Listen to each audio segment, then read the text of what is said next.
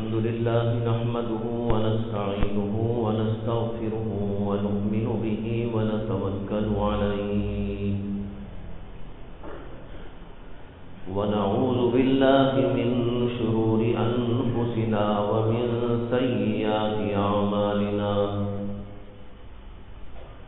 من يهده الله فلا مضل له ومن يضلله فلا هادي له ونشهد أن لا إله إلا الله وحده لا شريك له ونشهد أن سيدنا ومولانا محمدا عبده ورسوله صلى الله عليه وعلى آله وأصحابه وأزواجه وذرياته أجمعين.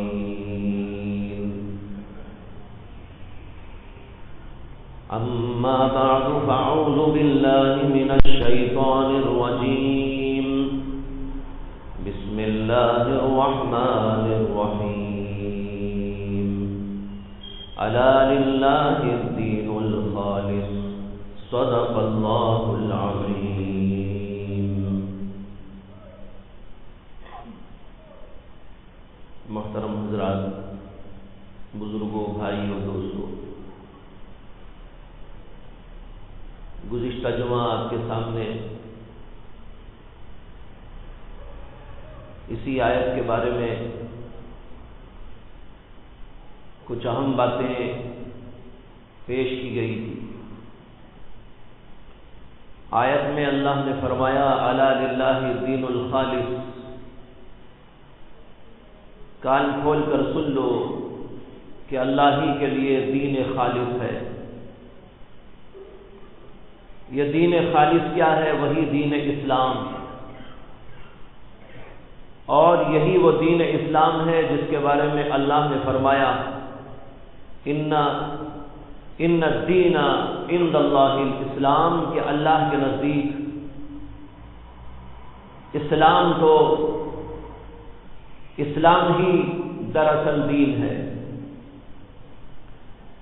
اس کے علاوہ کسی اور چیز کا نام دین نہیں. میں نے بتایا تھا کہ دین کے معنی ہے انسان کو زندگی گزارنے کا اللہ کی طرف سے عطا کردہ طریقہ. ایک من مانا طریقہ ہوتا ہے جو انسان خود گھڑ لیتا ہے، بنا لیتا ہے، جس میں کچھ بات عقل کی ہوتی ہے تو کچھ باتیں بے عقلی کی بھی ہوتی ہے، کچھ باتیں عقل کی ہوتی ہیں تو کچھ باتیں نفسانیت و شرارت کی بھی ہوتی ہے. لیکن ایک وہ طریقہ ہے جو اللہ کی طرف سے انسانوں کی زندگی کے واسطے اور ان کی صلاح و فلاح و بہبودی کے لیے نازل کیا گیا. اسی طریقے زندگی کا نام دراصل دین ہے. ان الدین عند اللہ الاسلام. اور اللہ نے یہ بھی فرمایا وَمَن يَبْتَغِي غَيْرَ الْإِسْلَامِ دِينًا فَلَن يُقْبَلَ مِنْهُ. جو آدمی اسلام کے علاوہ کسی اور چیز کو دین بنا لیتا ہے، اللہ کی طرف سے اسے قبول نہیں کیا جائے گا. ایک ہی دین ہے جو اللہ کے نزدیک مقبول ہے، جو اللہ کے نزدیک منظور ہے، جو اللہ کے نزدیک مستند ہے. اور یہ دین اللہ تعالی نے حضرات انبیاء اکرام علیہم السلام کے ذریعے نازل فرمایا، اور پھر آخری میں ہمارے اور آپ کے نبی حضرت محمد الرسول اللہ صلی اللہ علیہ وسلم کے ذریعے سے قیامت تک آنے والے تمام انسانوں کے لیے، تمام زمانوں کے لیے اللہ نے اس کو نازل کر دیا اور اعلان کر دیا الیوم اکملت لکم دینکم واتممت علیکم نعمتی ورضیت لکم الاسلام دینا. آج کے دن میں نے تمہارے لیے دین اسلام کو مکمل کر دیا اور میری نعمت تمہارے اوپر پوری کر دی، اور دین ہونے کے اعتبار سے میں اسلام سے راضی ہو گیا۔ اللہ کہتے ہیں وَرَضِيتُ لَكُمُ الْإِسْلَامَ دِينًا، تمہارے لیے بطور دین میں اسلام سے راضی ہوں، اس کے علاوہ کسی اور چیز سے میں راضی نہیں ہوں۔ اگر تم کوئی من گھڑت چیز لے کے چلتے ہو، تمہارے ذہنوں کی تراشیدہ، تمہاری عقلوں کی تراشیدہ، یا کسی بڑے اور چھوٹے کی بنائی ہوئی کوئی رسم، کوئی رواج، کوئی طریقہ، یہ ساری کے ساری چیزیں اللہ کو پسند نہیں ہیں۔ اللہ کو بطور دین صرف تمہارے لیے اسلام منظور ہے، اسلام پسندیدہ ہے۔ اب جو آدمی اسلام کو پسند کرے گا تو چونکہ اسلام اللہ کے نزدیک پسندیدہ ہے، وہ آدمی بھی اللہ کے نزدیک پسندیدہ ہوگا، اور جو آدمی اسلام کو ناپسند کرے، اس کی کسی چیز کو ناپسند کرے، اس کے کسی معمولی سے معمولی حکم کو ناپسند کرے، تو اللہ کے نزدیک وہ انسان ناقابل اور اللہ کی نظر میں معتوب و مکروہ ہوگا، اس لیے کہ اللہ کو سوائے اسلام کی کوئی اور چیز پسند نہیں ہے۔ یہ بات تھی جو گزشتہ مجلس میں جمعہ کے دن آپ کو سنائی گئی تھی، بتائی گئی۔ اسی ضمن میں نے عرض کیا تھا کہ آج ہم لوگوں نے دین اسلام میں بہت ساری چیزوں کو جو اسلام میں داخل نہیں، داخل کر لیا ہے۔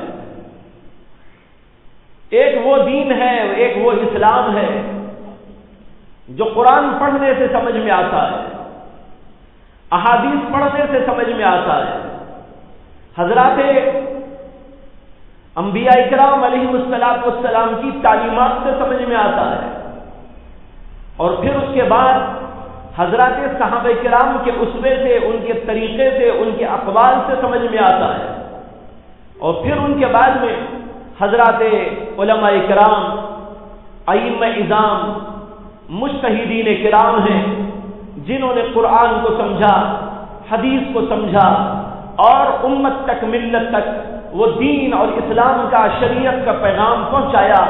ایک اسلام وہاں سے سمجھ میں آتا ہے، لیکن آپ دیکھیں گے تو کچھ لوگ ایسی ایسی حرکتیں کرتے ہیں کہ جو اس دین اور اسلام سے کوئی تعلق نہیں ہے۔ میں نے اس کی مثال میں عرض کیا تھا کہ مزارات اولیاء پر جا کر دیکھیے، اولیاء اللہ گزرے ہیں، جو اولیاء اللہ گزرے ہیں وہ ہمارے لیے قابل تکریم ہیں، وہ ہمارے لیے قابل تقلید بھی ہیں، وہ ہمارے لیے قابل تعظیم بھی ہیں۔ ہمیں ان کی عظمت کرنا چاہیے، ان کی عزت کرنا چاہیے، اور ان کی بڑائی اور ان کی بزرگی کا قائل ہونا چاہیے۔ لیکن افسوس کی بات یہ ہے کہ انہی اولیاء اللہ کی مزاروں پر آج وہ سب کچھ ہو رہا ہے جو یہ اولیاء اللہ کبھی نہیں چاہتے۔ قرآن کی تعلیم نہیں، حدیث کی تعلیم نہیں، ائمہ کی تعلیم نہیں، اولیاء اللہ کی تعلیم نہیں، لیکن بے شمار ایسی چیزیں جو ان سب کے خلاف ہیں، اس کو دین کا نام دے کر بہت سارے لوگ اولیاء اللہ کی مزارات کے ساتھ میں کرتے ہیں، جس کو دیکھ کر بڑا افسوس ہوتا ہے۔ وہاں پر اولیاء اللہ کی مزاروں پر سجدے بھی ہوتے، منتیں بھی مانی جاتی ہیں، نظریں بھی چڑھائی جاتی ہیں، اور پتہ نہیں کیا کیا رسمیں ہیں۔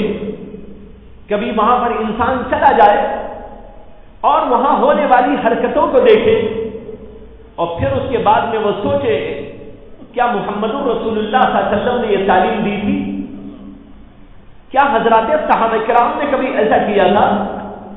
اللہ کے نبی محمد رسول اللہ صلی اللہ علیہ وسلم سے بڑھ کر دنیا میں کوئی ہستی نہیں، تمام پیغمبروں سے بڑے پیغمبر، تمام پیغمبروں کے سردار، اور جب حضرت نبی اکرم صلی اللہ علیہ وسلم کا وصال ہوا تو جو صحابہ کو اللہ کے نبی کی عظمت تھی اور اللہ کے نبی سے محبت تھی، اس کی وجہ سے اللہ کے نبی کے انتقال پر بہت سارے صحابہ کرام پر ایسا اثر پڑا کہ معلوم ہو رہا تھا کہ ان کا دماغ ہی خراب ہو گیا، ہوش اڑ گئے، اتنی محبت تھی۔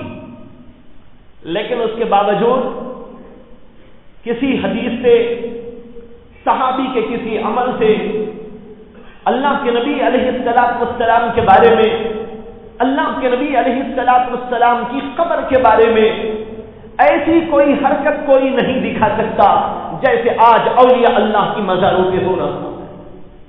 کیا اولیاء اللہ چاہے وہ کتنے بھی بڑے کیوں نہ ہو، محمد الرسول اللہ صلی اللہ علیہ وسلم سے چھوٹے ہیں کہ بڑے، لیکن صحابہ نے کبھی نہیں کیا اور اس کے بعد کے تابعین نے کبھی نہیں کیا، کبھی وہاں سجدہ نہیں کیا گیا، کبھی وہاں سر نہیں جھکایا گیا اور کبھی وہاں منتیں نہیں مانی گئی، کبھی وہاں جا کر دعائیں ان سے نہیں مانگی گئی۔ وہ سب کچھ جو آج ہو رہا ہے وہ اللہ کے نبی علیہ السلام کی مزار مبارک سے کبھی نہیں کیا گیا۔ حدیث میں آتا ہے ایک صحابی ایک ملک کو جاتے ہیں، غیروں کا ملک تھا، تجارت کے لیے وہاں پر پہنچے تو وہاں پر انہوں نے دیکھا کہ ہر چھوٹا آدمی بڑے کو سجدہ کرتا ہے، بیوی شوہر کو سجدہ کرتی ہے، بیٹے اور بچے اپنے ماں باپ کو سجدہ کرتے ہیں، اور کوئی بڑا آدمی ہوتا ہے تو اس کے سامنے سارے چھوٹے جھک جاتے ہیں، سجدہ ریز ہو جاتے ہیں۔ انہوں نے یہ بات وہاں پر دیکھی تو ان کے دل میں آیا کہ یہ تعظیم کا بڑا اچھا طریقہ ہے، کیوں نہ ہم محمد رسول اللہ صلی اللہ علیہ وسلم کو بھی سجدہ کیا کریں۔ خیر ان کے دل میں ایک بات آئی، وہ واپس آئے، اللہ کے نبی علیہ السلام کی خدمت میں آئے، آنے کے بعد قصہ سنایا کہ یا رسول اللہ میں فلاں مقام پہ گیا تھا، میں نے وہاں پر لوگوں کو ایسا دیکھا کہ بیوی اپنے شوہر کو سجدہ کرتی ہے، بچے اپنے والدین کو سجدہ کرتے ہیں، غلام اپنے آقا کو سجدہ کرتے ہیں، بڑے بھائی کے سامنے چھوٹے بھائی جھک جاتے ہیں۔ یہ منظر میں نے وہاں پر دیکھا تو میرے دل میں ایک بات آئی کہ آپ تو سب سے زیادہ بڑے ہیں، آپ کی عظمت، آپ کی جلالت، آپ کی بزرگی تو سب سے زیادہ ہے اور ساری دنیا آپ کے سامنے چھوٹی ہے، اس لیے اگر آپ اجازت دے دیں تو ہم لوگ بھی آپ کو سجدہ کیا کریں۔ یہ سوال جب انہوں نے کیا، احادیث میں آتا ہے اللہ کے نبی علیہ السلام کا چہرہ غصے سے سرخ ہو گیا، آپ کو خوشی نہیں ہوئی، آپ غصے میں بھر گئے اور غصے کے لہجے میں فرمایا کہ اچھا یہ بھی بتاؤ کیا میرے مرنے کے بعد میری قبر پہ بھی سجدہ کرو گے؟ ان صحابی نے کہا کہ یا رسول اللہ میرا سوال زندگی کے بارے میں ہے، اگر آپ اجازت دیں تو زندگی میں آپ کو سجدہ کریں، آپ کے وصال کے بعد آپ کی قبر کے سجدے کے بارے میں سوال نہیں کر رہا ہوں۔ اس کے جواب میں اللہ کے نبی علیہ السلام نے فرمایا کہ اگر اللہ کے سوا کسی اور کے لیے سجدہ جائز ہوتا تو سب سے پہلے میں عورت کو حکم دیتا کہ وہ اپنے شوہر کے سامنے سجدہ کرے، لیکن اللہ کے سوا کسی کے لیے سجدہ جائز نہیں ہے، اس لیے کوئی کسی کے لیے سجدہ نہیں کر سکتا۔ اللہ کے نبی سے بڑا کون؟ سوائے اللہ کے نبی سے بڑا کوئی نہیں۔ بعد از خدا بزرگ توئی قصہ مختصر سی بات یہ ہے، خلاصۃ الکلام یہ ہے کہ اس پوری کائنات میں اللہ سب سے بڑا ہے، اللہ کے بعد اگر کسی کا مرتبہ ہے، کسی کا مقام ہے تو وہ محمد رسول اللہ صلی اللہ علیہ وسلم کا مقام ہے۔ سارے انبیاء بھی محمد صلی اللہ علیہ وسلم کے سامنے چھوٹے ہیں۔ اتنے جلیل القدر پیغمبر کہتے ہیں اللہ کے سوا کسی کے لیے سجدہ جائز نہیں، اس لیے میرے لیے بھی سجدہ جائز نہیں ہے، نہ میری زندگی میں سجدہ ہوگا، نہ میری زندگی کے بعد میں سجدہ ہوگا۔ لیکن ان لوگوں کو معلوم نہیں کیا ہو گیا کہ اولیاء اللہ کی مزاروں پہ جا کے سجدہ کر رہے ہیں۔ اس کا نام رکھا ہے دین۔ یہ قبروں والوں کی شریعت بالکل الگ ہے، بڑی نرالی ہے، بڑی اچھوٹی ہے، قرآن سے اس کا کوئی تعلق نہیں، اللہ کے رسول سے اس کا کوئی تعلق نہیں، اللہ کے نبی علیہ السلام کی احادیث سے اس کا کوئی تعلق نہیں، حتیٰ کہ وہ اولیاء جن کی قبروں پہ یہ سب کچھ ہو رہا ہے ان سے بھی ان کا کوئی تعلق نہیں۔ ہم نے اپنے بزرگوں سے ایک واقعہ سنا کہ ایک بہت بڑے بزرگ کے پاس جو زندہ تھے، ایک صاحب آئے اور انہوں نے کہا کہ حضرت فلاں جو بزرگ ہیں ان کا عرس ہونے والا ہے، اس عرس میں جانے کے لیے تیاری کر رہا ہوں۔ انہوں نے کہا اچھا، جب تم وہاں جاؤ تو ان بزرگ کا جہاں مزار ہے اس مزار سے تھوڑی پہلے، کچھ پہلے ایک درخت ہے، اس درخت کے نیچے ایک بزرگ تم کو ملیں گے، میرا خط ذرا ان کو پہنچا دینا۔ انہوں نے کہا ٹھیک ہے، آپ خط دے دیجئے، جب میں جاؤں گا تو آپ کا خط ان تک پہنچا دوں گا۔ انہوں نے خط لکھ کر اس کو دے دیا۔ خط میں کیا لکھا ہے نہیں معلوم، خط بند تھا۔ یہ آدمی لے کر گیا، دیکھا کہ وہاں پر ایک بزرگ بیٹھے ہوئے ہیں درخت کے نیچے، ان کے سامنے پہنچا، السلام علیکم ہوا، خیر خیریت ہوئی تو اس نے بتایا کہ فلاں بزرگ نے آپ کو ایک خط دینے کے لیے کہا، یہ خط آپ کی خدمت پہ پہنچا لے آیا ہوں۔ انہوں نے خط لے لیا، خط کھول کر پڑھا اور مسکرایا اور کہا کہ جب تم یہاں سے واپس جاؤ تو میرا جواب لے کر جاؤ۔ خیر وہ آگے گیا، وہاں عرس ہو رہا تھا، قوالی بج رہی تھی، ڈانس کرنے والے ڈانس کر رہے تھے، الٹی سیدھی حرکتیں کرنے والے الٹی سیدھی کر رہے تھے، سجدہ مارنے والے سجدے کر رہے تھے، دہائیاں دینے والے دہائیاں دے رہے تھے۔ وہ سب کچھ ہو رہا تھا جو نہ اللہ کو پسند، نہ رسول کو پسند، نہ شریعت میں آیا، نہ دین میں اس کا کوئی ذکر ہے، نہ اولیاء اللہ اس کو مانتے ہیں۔ وہ ساری خرافات وہاں پر ہو رہی تھی۔ یہ بھی شریک رہا۔ کتنے افسوس کی بات ہے، عرس کے نام پر اولیاء اللہ کی مزاروں پر گانا ہوتا ہے، بجانا ہوتا ہے، ناچنے والیوں کو بلایا جاتا ہے، گانے والوں کو بلایا جاتا ہے اور ناچ کرایا جاتا ہے اور سمجھا جاتا ہے کہ اس کا ثواب ان بزرگ کو پہنچتا ہے۔ بھائیو، اس سے زیادہ اس بات کی کیا دلیل آپ کو چاہیے کہ محمد رسول اللہ صلی اللہ علیہ وسلم نے فرمایا لَتَتَّبِعُنَّ سُنَنَ مَنْ كَانَ قَبْلَكُم مِّنَ الْيَهُودِ وَالنَّصَارَىٰ، تمہارے سے پہلے جو یہود و نصارہ گزرے ہیں ان کے نقش قدم پر تم بھی چلو گے۔ انہوں نے دین کو مذاق بنا لیا تھا، انہوں نے دین کو کھیل بنا لیا تھا، انہوں نے دین کے ساتھ میں کھلواڑ کیا تھا، انہوں نے دین کو ایک حسین مذاق کو ٹھٹا بنا لیا تھا، غلط چیزوں کو دین کا نام دے دیا تھا۔ آج امت کے اندر بھی ایسے لوگ موجود ہیں جو ناچنے کو، گانے کو، بجانے کو، ڈانس کو دین سمجھ کے کر رہے۔ وہ آدمی وہاں شریک رہا اور پھر اس کے بعد جب عرس ختم ہو گیا، واپس ہوا، راستے میں وہ بزرگ ملے، جا کر سلام علیک کیا اور کہا کہ حضرت میں آپ کے پاس آیا تھا 2-4 دن پہلے اور آپ کو میں نے خط دیا تھا، اس کا جواب آپ دیں گے؟ انہوں نے کہا ہاں ہاں یہ جواب ہے، لے جاؤ، میرا سلام ان کو سنا دینا۔ وہ آدمی واپس آیا اور ان پہلے بزرگ کے پاس پہنچ کر ان کا سلام کر دیا، پھر اس کے بعد ان کو خط دیا، خط لے کر انہوں نے کھولا اور پڑھا، پڑھ کر مسکرانے لگے۔ یہ آدمی پوچھنے لگا کہ حضرت وہ بزرگ کون تھے؟ اور آپ نے ان کو خط دیا تو انہوں نے بھی مسکرایا، اور آپ کو انہوں نے خط دیا تو آپ نے بھی پڑھ کر اس کو مسکرایا، یہ کیا ماجرا ہے؟ مجھے سمجھ میں نہیں آیا۔ تو انہوں نے بتایا یہ بزرگ جو وہاں تجھ کو ملے تھے وہ دراصل وہی صاحب قبر بزرگ تھے،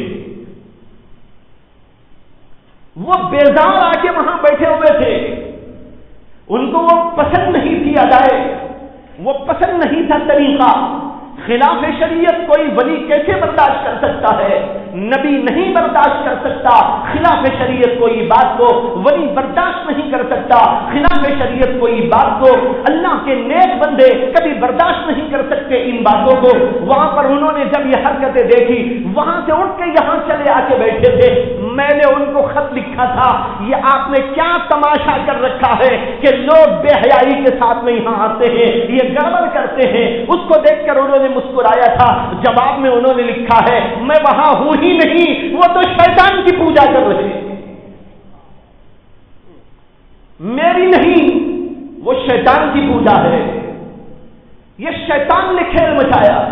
بھائیوں بزرگوں، آپ ذرا اندازہ کرو کہ حضرت شاہ ولی اللہ محدث دہلوی رحمت اللہ علیہ ہندوستان کے مائے ناز فقیہ ہیں، ہندوستان کے مائے ناز محدث ہیں، اتنے بڑے محدث ہیں ہندوستان کے کہ ان کے بارے میں کہتے ہیں کہ ان سے پہلے ہندوستان کے اندر بخاری شریف کے درس کا اور اس کے پڑھنے پڑھانے کا کوئی رواج نہیں تھا۔ بخاری شریف کو ہندوستان میں لانے والے، بخاری شریف کا درس ہندوستان میں جاری کرنے والے، اس کی تحقیق کرنے والے، اس کا جان بچھانے والے، جس کی وجہ سے ہزاروں ہزار محدثین پیدا ہوئے، آج تک یہ سلسلہ دنیا میں جاری ہے۔ دارالعلوم دیوبند کا ہر محدث اور کسی ادارے کا کوئی محدث کہیں پر ہو، اس کی سند کے اندر شاہ ولی اللہ کا ذکر نہ آئے، یہ ممکن نہیں ہے۔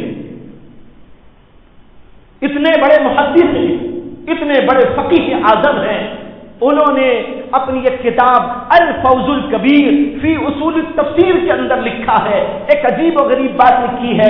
وہ کہتے ہیں کہ اے مخاطب، اگر تو زمانے جاہلیت کے مشرکین کا کوئی نمونہ دیکھنا چاہتا ہو تو دلی اور دلی کے اطراف میں بزرگوں کی مزارات پر سجدے کرنے والے کو جا کے دیکھ لے۔ یہ میری بات نہیں ہے، یہ لوگ، یہ شاہ ولی اللہ محدث دہلوی وہ شخصیت ہے کہ سب کے سب یہاں کے فرقے بھی ان کو مانتے ہیں، دیوبندی ان کو مانتے ہیں، بریلوی ان کو مانتے ہیں، اور لوگ بھی ان کو مانتے ہیں۔ مختلف طبقات و مختلف فرقوں کے لوگ حضرت شاہ ولی اللہ محدث دہلوی رحمت اللہ علیہ کو اپنا عظیم رہبر مانتے ہیں۔ انہوں نے لکھا ہے، اور یہ کتاب ہر مدرسے کے اندر داخل نصاب ہے، ہمارے مدرسے میں بھی یہ کتاب پڑھائی جاتی ہے، اصول تفسیر کی کتاب ہے جس کا نام ہے الفوز الکبیر فی اصول التفسیر۔ اس کے اندر لکھتے ہیں کہ اگر تو زمانے جاہلیت کے مشرکوں کو دیکھنا چاہتا ہے تو دلی اور دلی کے اطراف میں بزرگوں کی مزار پہ جا کے دیکھ لینا۔ وہی نقشہ جو زمانے جاہلیت میں تھا، وہی نقشہ جو یہود نے پیدا کر دیا تھا، وہی نقشہ جو عیسائیوں نے پیدا کر دیا تھا، اپنے دین کے ساتھ کھلواڑ کا، وہی یہاں پر آپ کو نظر آئے گا۔ اس قدر بے تکی حرکتیں یہاں پر ہونے لگتی ہیں۔ اس کے علاوہ بھائیوں کئی چیزیں ہیں، مہینوں کے اعتبار سے آپ دیکھیں تو لوگوں نے مہینے وار کچھ چیزوں کو ایجاد کر لیا ہے۔ محرم کا مہینہ آئے گا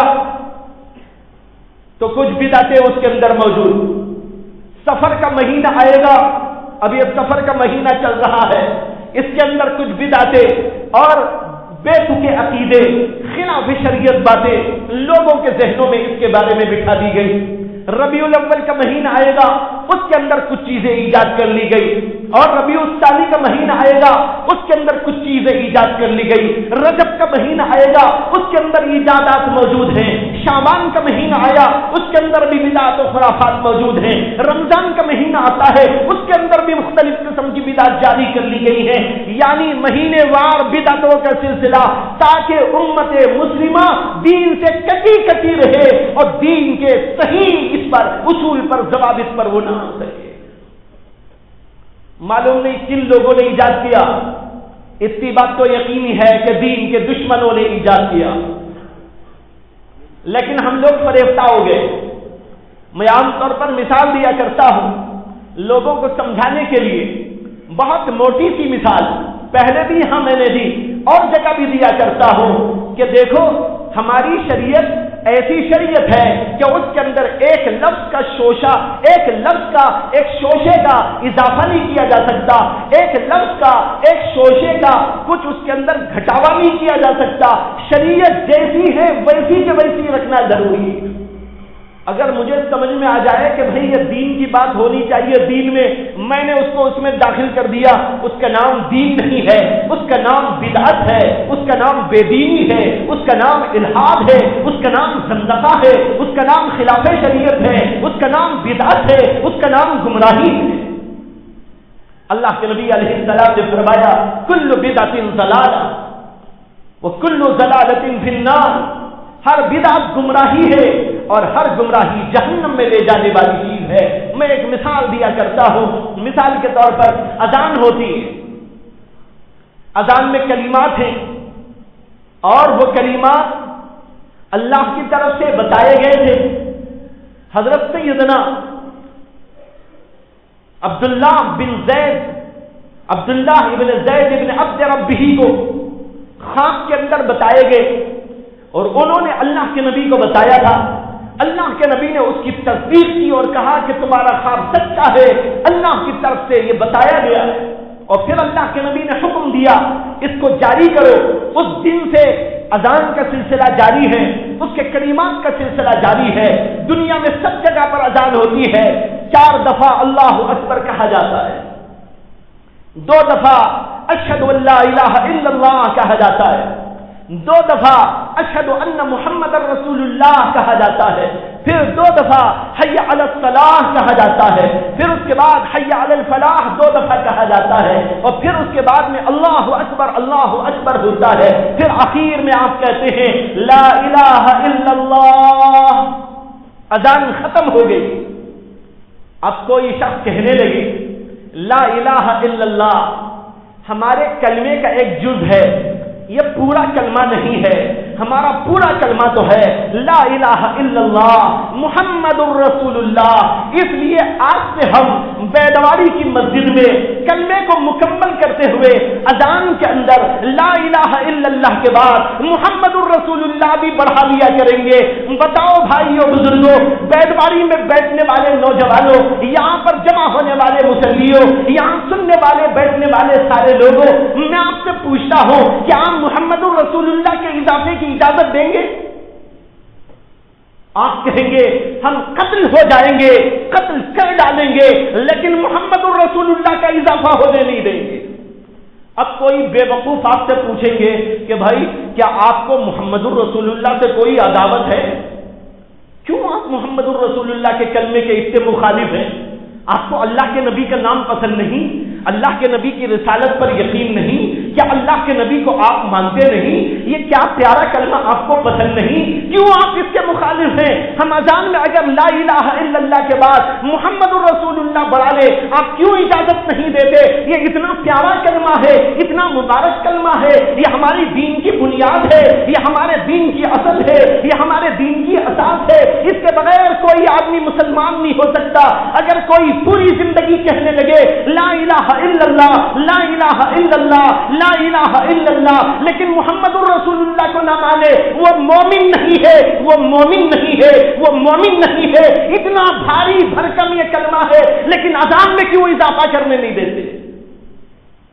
آپ کا جواب اور ساری ملت کا جواب، ساری امت کا جواب ایک ہی ہوگا، بھائیو یہ کلمہ تو واقعی بڑا پیارا ہے لیکن ہمارے پیارے نبی نے یہاں نہیں لگایا ہے کہ نہیں ہے بھائیو؟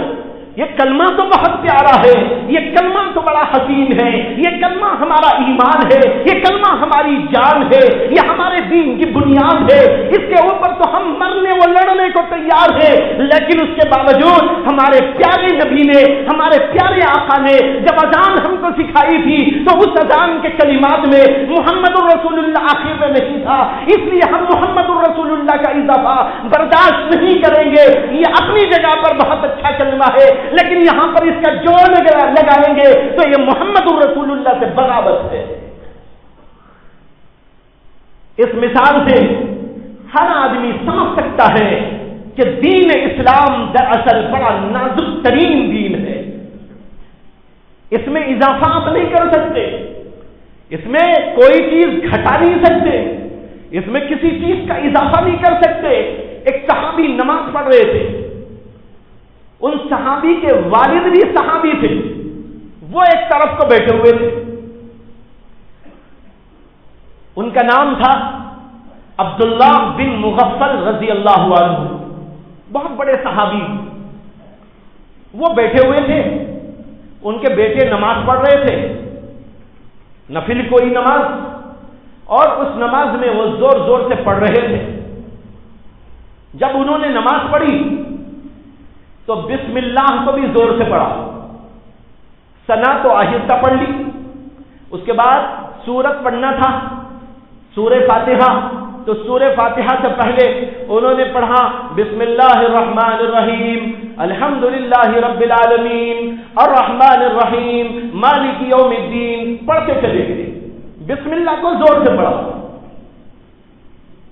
خیر پڑھ کر نماز ختم کی تو حضرت عبداللہ بن مغفل صحابی نے اپنے بیٹے کو بلایا اور کہا کہ اے بیٹے، یہ کیا بدعت تم نے جاری کر لی؟ یہ بسم اللہ کو تم نے زور سے پڑھا، یہ بدعت تم نے کیوں جاری کر لی؟ میں نے محمد رسول اللہ صلی اللہ علیہ وسلم کے پیچھے نماز پڑھی ہے، میں نے ابو بکر صدیق کے پیچھے نماز پڑھی ہے، میں نے عمر بن خطاب کے پیچھے نماز پڑھی ہے، لیکن کبھی میں نے ان کی زبان سے بسم اللہ زور سے پڑھتے ہوئے نہیں سنا ہے. یہ تم نے زور سے بسم اللہ کیوں پڑھ لی ہے؟ یہ بدعت کا کام ہے. محدث انہوں نے کہا کہ بدعت ہے، بدعت ہے. اب دیکھیے یہاں پر صحابی نے اضافہ کچھ نہیں کیا تھا، اضافہ صرف یہ تھا کہ بسم اللہ نہیں تھی، نہیں کہ بسم اللہ نہ تھی اور بسم اللہ پڑھ لی گئی ہو. بسم اللہ تو پڑھنا ہی ہے، اللہ کے نبی بھی پڑھتے تھے، صحابے بھی پڑھتے تھے. مسئلہ بھی یہی ہے کہ آپ کو، ہم کو، سب کو بسم اللہ شروع میں پڑھنا چاہیے، لیکن بسم اللہ آہستہ پڑھنا چاہیے، زور سے نہیں پڑھنا چاہیے. صرف آہستہ و زور کے فرق پر ایک صحابی کہتے ہیں کہ تم نے بدعت کر لیا. معلوم ہوا آہستہ کی چیز کو زور سے کرنا بھی بدعت ہے، زور سے کرنے کی چیز کو آہستہ کرنا بھی بدعت ہے. ایک اور صحابی کا واقعہ سناتا ہوں. حضرت عبداللہ بن مسعود رضی اللہ تعالی عنہ ایک دفعہ بیٹھے ہوئے تھے اپنے مکان پر یا کسی جگہ پر. ان کے شاگرد رشید دوڑتے آئے، آ کر کہنے لگے کہ حضرت فلاں مسجد کے پاس ابھی میں گیا تھا، وہاں کچھ لوگ بیٹھے ہوئے ہیں اور عجیب طرح سے ذکر کر رہے ہیں. انہوں نے کہا کہاں؟ چلو. وہاں تک پہنچے تو اس وقت تک وہ لوگ نکل گئے تھے، موجود نہیں تھے. حضرت عبداللہ بن مسعود نے اپنے شاگرد سے کہا کہ اگر پھر کبھی تم ان کو دیکھو تو مجھے ذرا بتا دیا کرو. ٹھیک ہے. پھر ایک اور موقع پر ایسا ہوا کہ وہ لوگ جمع ہو کر کچھ ذکر کر رہے تھے خاص انداز سے. کیسا؟ ایک آدمی بیچ میں بیٹھ گیا تھا، دوسرے لوگ چاروں طرف سے گھیراؤ کر لیے تھے، اور ایک آدمی وہ بیچ والا کہتا ہے 100 دفعہ پڑھو لا الہ الا اللہ. تو وہ سب کے سب لے میں لے لگا کر پڑھ رہے تھے لا الہ الا اللہ لا الہ الا اللہ، لے میں لے لگا کر پڑھنے لگے. حضرت عبداللہ بن مسعود کو ان کے شاگرد نے آ کر خبر دی اور کہا کہ لوگ کنکریاں رکھے ہیں، اس پر لے میں لے ملا کر اس طرح زور زور سے مسجد میں بیٹھ کر ذکر کر رہے ہیں. ایک آدمی بولتا ہے، پوری مجلس اس کے ساتھ میں یوں بولتی ہے. حضرت عبداللہ بن مسعود اٹھ کر تشریف لے گئے، وہاں پر جا کر دیکھا تو یہ لوگ اسی طرح ذکر کر رہے تھے. حضرت عبداللہ بن مسعود نے ان لوگوں کو زور زور سے ڈانٹا اور ڈانٹتے ہوئے کہا ابھی تو دنیا میں اللہ کے نبی کے کپڑے بھی موجود ہیں، ابھی تو دنیا میں اللہ کے نبی کے استعمال شدہ برتن بھی موجود ہیں، اتنا جلدی تم نے ایک بدعت کو جاری کر لیا. اللہ کے نبی کا طریقہ نہیں ہے، صحابہ کا طریقہ نہیں ہے، ہم لوگ ایسا نہیں کیا کرتے. اور پھر کہا کہ یہ بدعتی ہے، ان کو مسجد سے باہر نکال. یہ حدیث امام دارمی نے اپنی سنن میں صحیح سند کے ساتھ میں روایت کی. اب دیکھو ایک جلیل القدر صحابی دیکھ رہے ہیں ایک چیز کو، وہ چیز کیا ہے؟ لا الہ الا اللہ کا ذکر۔ اب کوئی کہنے لگے بھائی اللہ کے ذکر میں کیا برائی ہے؟ اللہ ہی کا تو ذکر ہے، لا الہ الا اللہ پڑھنے میں کوئی خرابی ہے؟ لا الہ الا اللہ کیا ہماری جان نہیں؟ کیا ہمارا ایمان نہیں؟ کیا ہماری اساس نہیں؟ کیا ہماری بنیاد نہیں؟ لیکن سب کچھ ہے، لیکن جو خاص انداز سے طریقہ انہوں نے ایجاد کر لیا تھا، یہ اللہ کے نبی نے کبھی صحابہ کو نہیں بتایا۔ اس لیے نئے نئے طریقے ایجاد نہ کرو، نئی نئی باتیں ایجاد نہ کرو۔ جب دین کی اچھی باتوں میں بھی طریقے کو بدلنا جائز نہیں ہے، تو جو چیز دین ہی میں نہ ہو اس کو دین کے اندر داخل کر لینا، یہ تو بہت بڑی گمراہی ہے۔ محرم کا مہینہ آتا ہے، اللہ کی پناہ اب تو بہت کم ہو گیا، علماء کی محنتوں سے، دینی تحریکوں کی جدوجہد سے، دعوت و تبلیغ کی محنتوں سے، اللہ کے نیک بندوں کی جو ہے اس سلسلے کی خدمات سے اللہ نے یہاں کی کایا پلٹ کر دی۔ ورنہ مجھے اب تک یاد ہے کہ اس بیلواڑی کے محلے میں، اس کے آس پاس میں پنجے بٹھانے کا اتنا رواج تھا کہ پوری رات کسی کو نیند نہیں آتی، پنجے لے کے ناچ رہے ہیں، اور وہ پنجے یہ سمجھ کے اٹھائے جا رہے ہیں نعوذ باللہ نعوذ باللہ یہ امام حسین کا ہاتھ ہے، یہ امام حسین کا پیر ہے، یہ امام حسین کا سر ہے، یہ امام حسین کی فلاں چیز ہے، یہ سمجھ کر اٹھا رہے ہیں۔ تم اپنے ہاتھ سے بناؤ اور اس کو منسوب کر دو، یہ تو ایسے ہی ہو گیا جیسے بت بنانے والے بت بناتے ہیں اور اس کو انتخاب کر دیتے ہیں کسی کی طرف میں۔ بھائیو بزرگوں، اس طریقے پر خرافاتی چیزیں لوگوں کے اندر داخل کر دی گئی، اس کا نام دین رکھ دیا گیا۔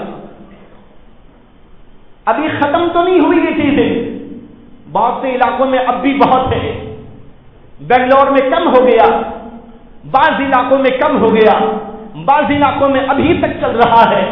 ابھی اسی گزشتہ ماہ میں ایک جگہ پر کچھ جلسے کے لیے ایک علاقے میں جانا ہوا، کار میں ہم لوگ جا رہے تھے، وہی تماشا نظر آیا۔ میں نے کہا بیلواڑی کا پرانا نظارہ نظر آ رہا ہے،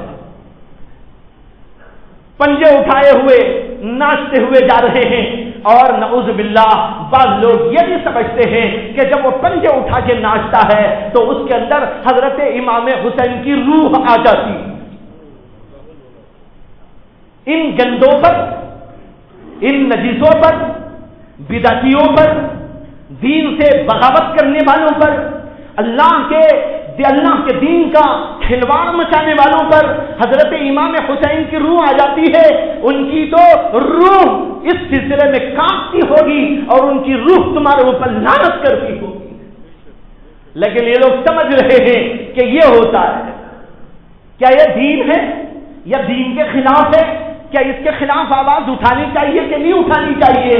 یہ تماشا دیکھنا چاہیے اور ان لوگوں کو چھٹی دے دینی چاہیے۔ اور پھر اسی محرم کے مہینے میں آپ دیکھتے ہیں جلوس نکالے جاتے ہیں، تماشے کیے جاتے ہیں۔ ایک طرف تو شیعیت والے اپنا عجیب و غریب تماشا دکھاتے ہیں، لوگوں کو دکھاتے ہیں آج ہی ہم کو امام حسین کا غم آ گیا ہے۔ کل کھانا کھاتے ہوئے غم نہیں تھا، کل بریانی ہضم کرتے ہوئے غم نہیں تھا، ایک مہینہ پہلے تمہیں غم نہیں تھا، ایک سال پہلے تمہیں غم نہیں تھا۔ جب 10ویں تاریخ آ گئی، یہ محرم کا مہینہ آ گیا تو آج ہی تم کو غم آیا۔ ایک صاحب اسی طرح جو ہے، ایک صاحب ایک علاقے کے، ایک دفعہ عرب علاقے کے پہنچ گئے تھے ایران میں۔ ایران پہنچے تو وہاں پر محرم کا مہینہ تھا۔ محرم کے مہینے میں سب کے سب لوگ ماتم کر رہے تھے، ہنگامہ ہو رہا تھا، خون بھی نکال لیے تھے، آوازیں کسے جا رہے تھے۔ تو وہاں پر وہ عرب صاحب پہنچے اور پریشان ہو کر انہوں نے پوچھا کہ بھائی کیا ہو گیا، کیا پریشانی؟ تو انہوں نے کہا کہ امام حسین جو شہید ہو گئے نا، اس کے غم میں یہ لوگ اس طرح ماتم کر رہے ہیں۔ انہوں نے کہا وہ 1400 سال کے بعد ان کو آج خبر ملی۔ انہوں نے کہا 1400 سال کے بعد آج ان کو خبر ملی ہے، پہلے ہی ہم کو مل گئی تھی۔ بھائیو، یہ عجیب و غریب تماشے، اس کا نام دین نہیں ہے۔ دین وہی ہے جو اللہ کے نبی نے لا کر امت کے سامنے پیش کیا تھا. پھر انہی حضرات صحابہ نے، حضرات ائمہ نے، اکابرین نے، اسلاف صالحین نے ہم کو بتایا کہ اس دین کے اوپر چلو، اس دین پر چلنے والے کے لیے نجات ہے. تو میں کہہ رہا تھا محرم کا مہینہ آتا ہے، اس کے اندر ایسی عجیب و غریب باتیں، یہ تو کچھ مخصوص لوگ کرتے ہیں، لیکن کچھ چیزیں ایسی بھی ہیں محرم میں جو مخصوص سے لے کر عوام تک پہنچ گئی.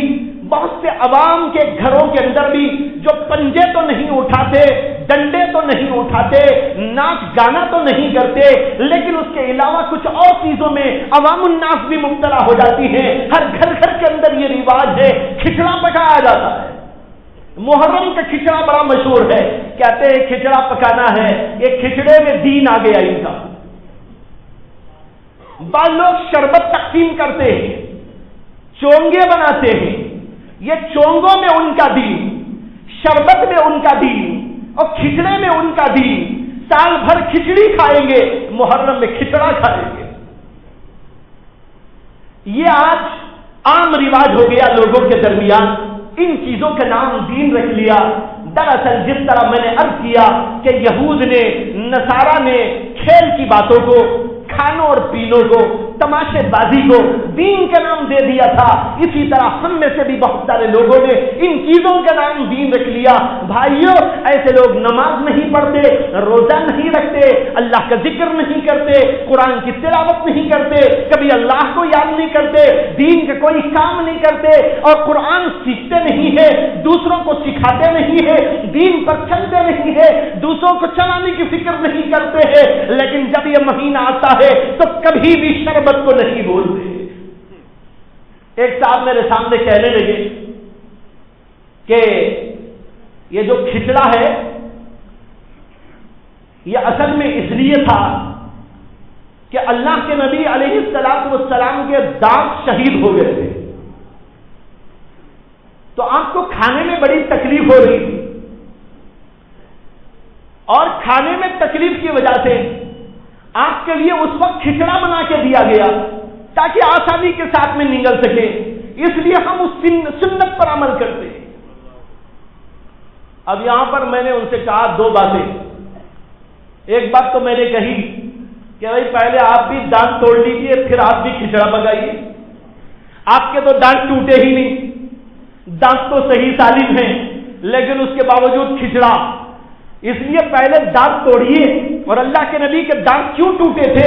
وہ گئے تھے کافروں کے مقابلے کے لیے، جہاد کے اندر تشریف لے گئے تھے، دین کی اشاعت کے لیے گئے تھے، دین کی حفاظت کے لیے گئے تھے، اللہ کے دین کو زندہ کرنے کے لیے گئے تھے.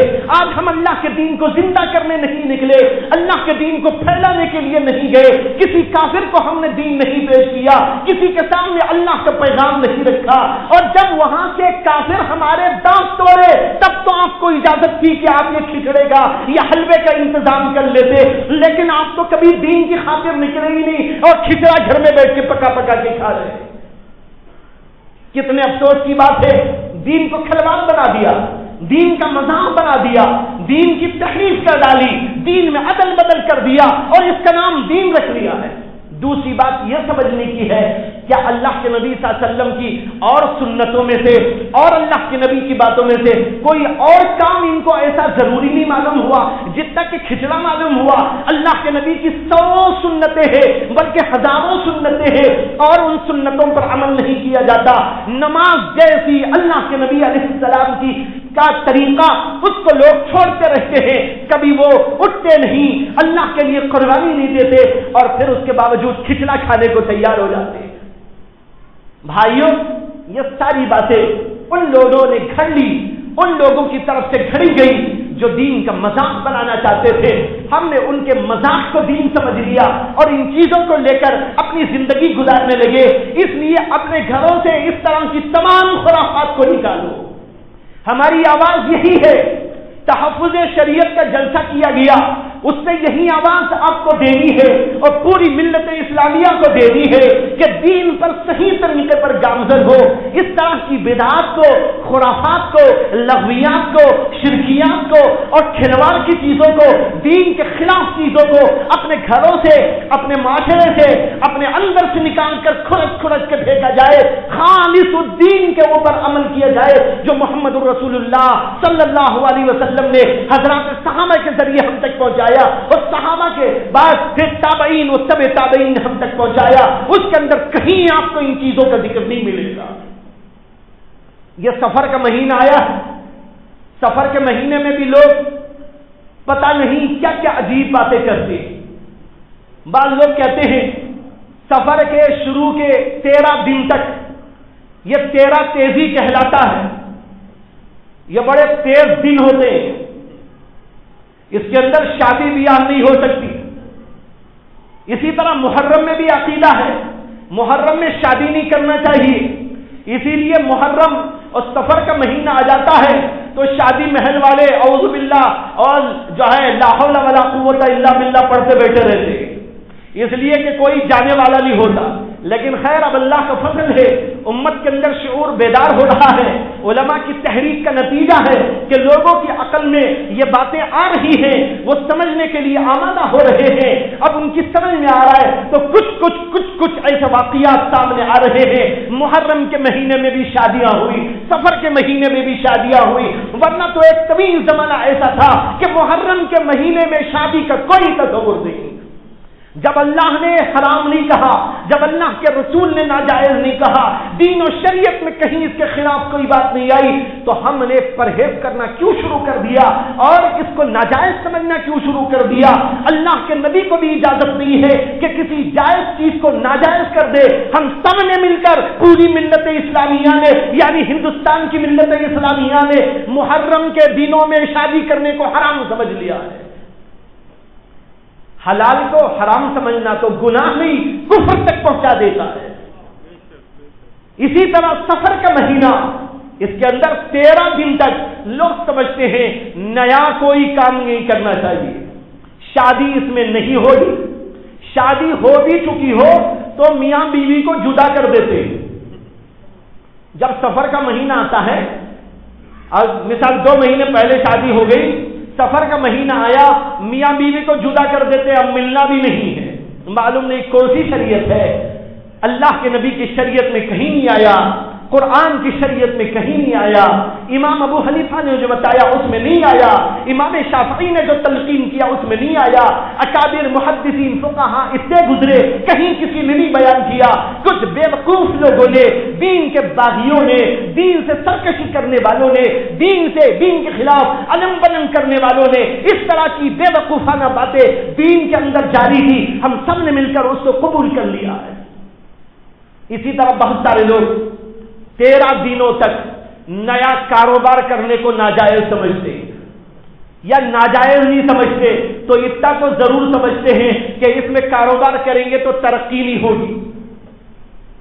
کس نے بتایا؟ کون سی آیت میں آیا؟ کون سی حدیث میں آیا؟ کس دلیل سے ثابت ہے؟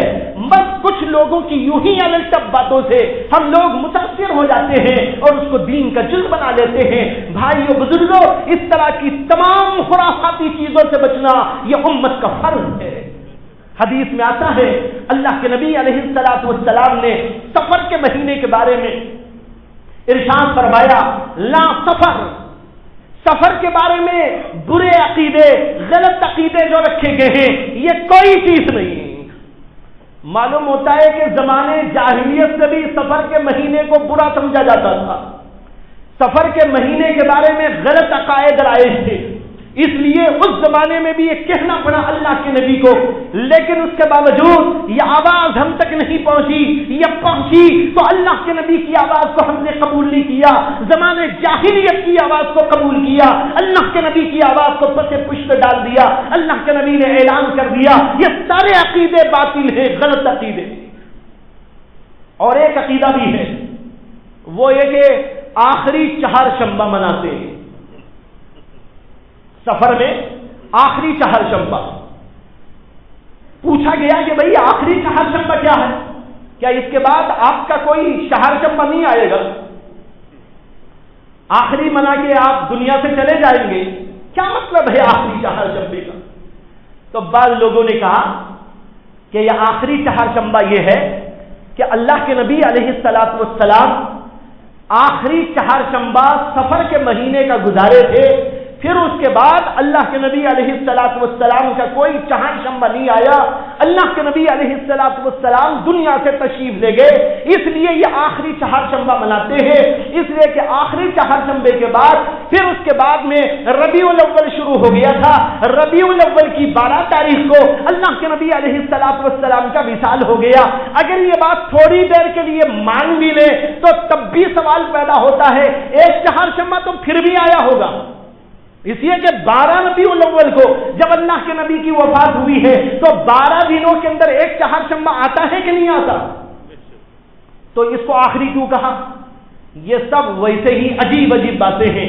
اچھا چلو مان لیا کہ آخری چہارشنبہ تھا، تو آخری چہارشنبے کو جب اللہ کے نبی علیہ الصلوۃ والسلام آخری گزار کر دنیا سے پردہ فرما کے تشریف لے گئے تھے، تو ہم اس آخری چہارشنبے کو مسجدوں کو آباد کرتے، مسجدوں کو زندہ کرتے، مسجدوں کو رونق بخشتے، مسجدوں میں نمازوں کا اہتمام کرتے، مسجدوں میں آتے اور جو ہے اللہ کے دین کی تبلیغ و دعوت میں لگ جاتے۔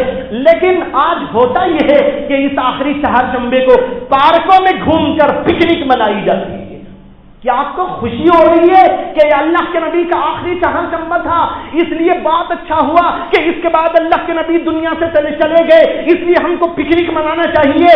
کوئی مومن یہ حرکت کر سکتا ہے یا وہ کر سکتا ہے جو اللہ کے نبی کا باغی ہو، جو اللہ کے نبی کا دشمن ہو، جسے اللہ کے نبی کی زندگی سے اللہ کے نبی علیہ السلام کے مشن سے بغاوت ہو، وہ تو یہ حرکت کر سکتا ہے، لیکن جس کے دل میں اللہ کے نبی کی محبت ہو، عظمت ہو، وہ خوشی منانے کے لیے آخری چہارشنبے کو پارکوں میں جاتا ہے۔ بعض لوگ یہ کہتے ہیں آخری چہارشنبے میں اللہ کے نبی علیہ الصلوۃ والسلام طبیعت کی خرابی کے بعد ذرا اچھے ہو گئے تھے تو آپ ہریالی کھندلنے تشریف لے گئے تھے۔ واہ، یہ عجیب فلسفہ ہے، تاریخ میں کہیں نہیں، حدیث میں کہیں نہیں، اور کسی فلسفے میں کہیں نہیں، اللہ کے نبی کے اسوے میں کہیں نہیں۔ یہ بنگلور والوں کے لیے معلوم نہیں کون سے جبریل کے واسطے سے بات پہنچی ہے، یہ کس واسطے سے بات پہنچی ہے۔ اللہ کے نبی علیہ الصلوۃ والسلام کی ایک ایک بات موجود ہے، ایک ایک چیز موجود ہے، یہاں تک کہ اللہ کے نبی علیہ الصلوۃ والسلام کی تاریخ میں یہ بھی محفوظ ہے اللہ کے نبی علیہ السلام کے کتنے داڑھی کے بال پک گئے تھے۔ حضرت انس کہتے ہیں میں نے حضور اکرم صلی اللہ علیہ وسلم کے داڑھی مبارک کو دیکھا، اس میں کتنے بال سفید ہو گئے تھے، کہتے ہیں میں نے گن گن کے تلاش کر کے نکالا، اللہ کے نبی کی داڑھی میں سے 22 بال پکے ہوئے تھے، باقی پورے کالے کے کالے تھے۔ یہاں تک تاریخ نے محفوظ کیا تو اتنا بڑا واقعہ پیش آیا، ہریالی کے لیے حضور تفریح کرنے تشریف لگے تھے، وہ واقعہ حدیث میں کیوں نہیں آیا؟ بھائیوں، یہ سب کی سب چیزیں دشمنان اسلام نے نکالی ہیں، دشمنوں نے، اللہ کے نبی کے باغی وہ سرکش لوگوں نے اس طرح کی چیزوں کو جنم دیا ہے۔ ہم کو اس سے پرہیز کرنا چاہیے، خالص دین کے اوپر عمل کرنے کی ضرورت ہے۔ الا للہ الدین الخالص، یہ چند چیزیں عقیدوں کے بارے میں جو آپ کے سامنے رکھنے کے قابل ضروری سمجھی، وہ باتیں آپ کے سامنے رکھی گئی، اور بھی اس سلسلے کی چیزیں ہیں جس کے بارے میں آپ کو بتانا ضروری ہے، انشاءاللہ اس کے بارے میں پھر تبصرہ کیا جائے گا۔ وآخر دعوانا ان الحمد للہ رب العالمین۔